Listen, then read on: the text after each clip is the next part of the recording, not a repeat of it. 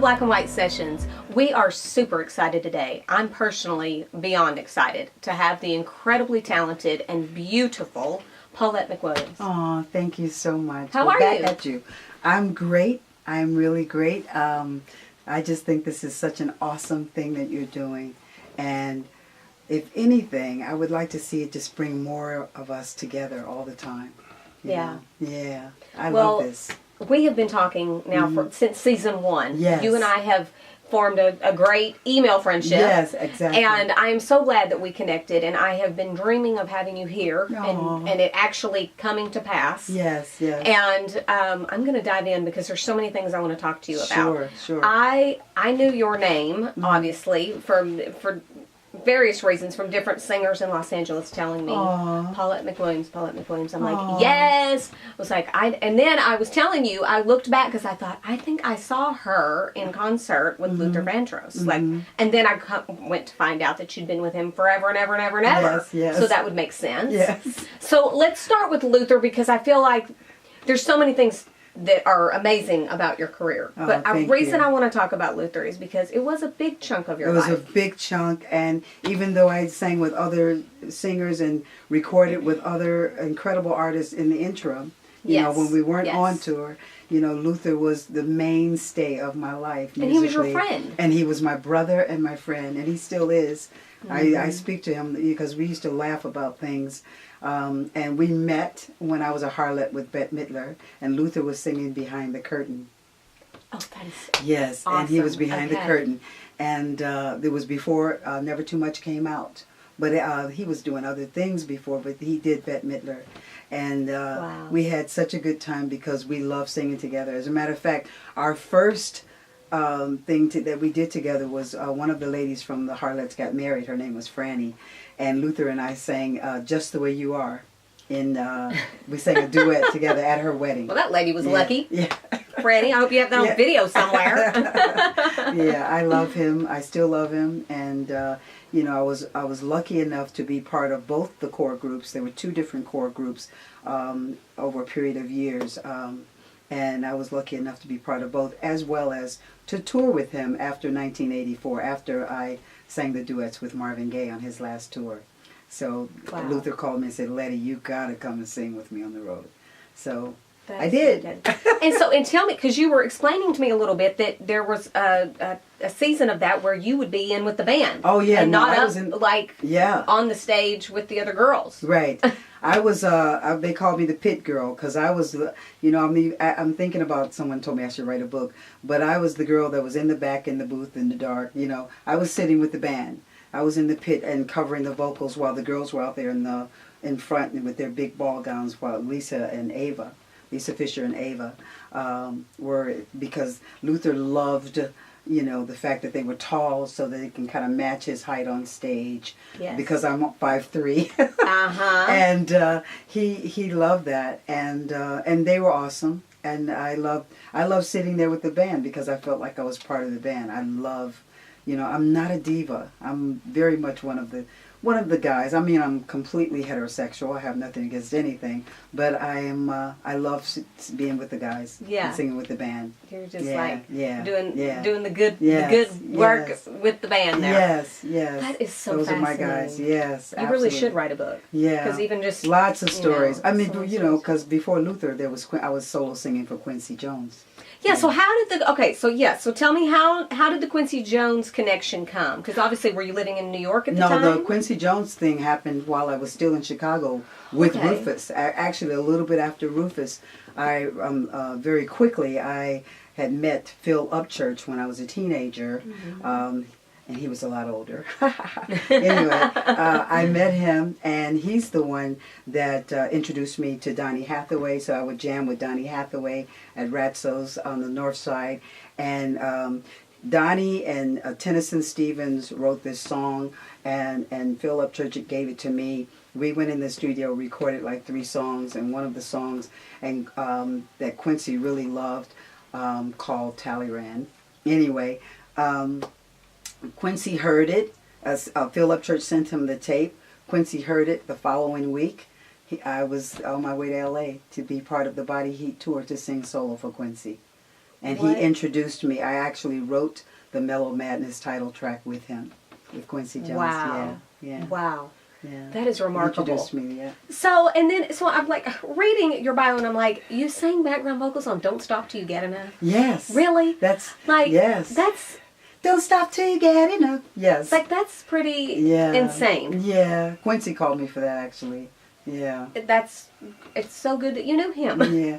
Yes. And the Moni Moni song. Yes. Like, that's been used for everything under the Yes, sun. I know. And you guys you're like, yes, I know. Yeah. There was a commercial a couple of years ago. I was so excited because they called me, my friend from After called me and said, you know, looks like they're going to be playing. I was like, yeah. They were relicensing the song.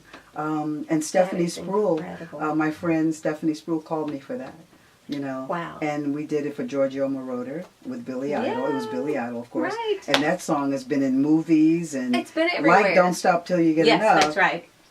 Yeah. Both of those. Very, very, I mean, you've very worked on a lucky. lot of records. So Yes, there's yes. no getting around it. But Yes. those two stood out to me because they were mentioned in your Yes. bio. But I also thought, well, everybody knows these songs. Yes, like, that's yes. and they've been everywhere in every generation. Yes, yes. They just keep coming. I mean, Yes. you know, and that's pretty remarkable. Yeah, I'm grateful. Where Very along grateful. the way did like the singing and commercials? Did that just kind of? Well, from the very beginning when I was with Rufus, Yeah. I started getting commercials. Sears, Kellogg's. At the time, it was called Illinois Bell Telephone. I started getting those commercials, but I was the one that did When You Say Bud, you said a lot of things nobody else can say. I did that one. You know, so I was doing all those commercials. Oh, that's so fantastic. And that started in Chicago, and then when I came to LA, Quincy, you know, continued to, you know, get me work because I had a little daughter, single mom, you know. Wow. And, you know, he was recording and doing other things with the Brothers Johnson and then with the Wiz.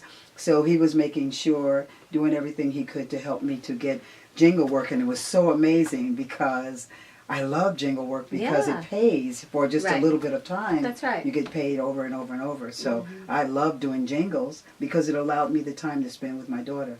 That's right. That's so fantastic. Yeah. I want to touch a little bit on the Rufus connection because I feel like the fact that a lot of people won't know that you really brought Shaka Khan to Rufus. Yes, absolutely. Can you tell us a little bit about that? Well, you know, she's so sweet too because she mentioned it in her book that if it weren't for me, she would not have even met the guys. But she and I have become really good friends. She came down with her husband at the time, Hassan, and they would just, you know, watch us on stage all the time. And she and I were besties. We were besties for a couple of years. And when I got ready to leave the group, after we came back from France, we were in France for 3 months. And when I got ready to leave the group, I wanted to be more at home with my daughter, and there was so much going on. And I was getting so much jingle work. I didn't really have to do that. Yeah. Then I decided to tell her about it, see if she was interested, and then I told the guys about it. And they didn't know, they weren't aware of how incredibly great of a singer she was. And I told them, and they said, well, if you let her come on stage with you for a couple of weeks and we like her, blah, blah, blah, and the rest is her story. Her story, not my story. Yeah. Wow. Wow. And so she and I were on stage together for about 2.5 weeks. And Well, all those folks that got to see all together, that was a real... We did, oh my gosh, we did Life is Very Short. We did that one. We did, you know, the Beatles stuff. We did a lot of good songs, and we had a great time together. And, you know, our friendship continued. We're still, to this day, I mean, our lives, you know, your lives, you know, go off in different directions. That's right. But we have respect for each other. I don't talk to her. I don't see her, but I love her. Yes. I have love for her. I'm very proud of her. There's no one else like her.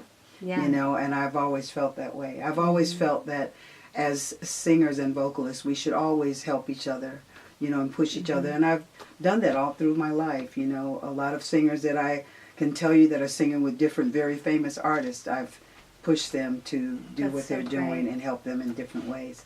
Well, it's like you passed it along. Like it kind of came to you that way. And absolutely. The people, like you said, like Quincy really went to yes. bat for you. And, yes. and you've just kind of paid that forward. Yes, and always. Let's just hope that the next generation continues yeah. to view their singer community yes. the same way. Yes. You know, I would really... Or even beyond the singer yes, community. I would really love to see that. I would love to see how we recognize ourselves as a community of angels. Yeah. You know, I think singers are very special angels. Mm-hmm.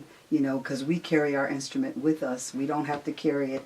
You know, we carry it inside wherever we go. We don't have to pick up something. Mm-hmm. We're always there. And I think that should radiate as opposed to us trying to become separatists and picking each other apart. I've always been an advocate, and I've always told all my singing friends, you know, to support each other as opposed to tearing each other down. Yeah. There's no reason for it. There's That's no so reason fantastic. for it. The beauty is the fact that we all have our unique voices, and we can still all come together and blend in a beautiful way to create something magical.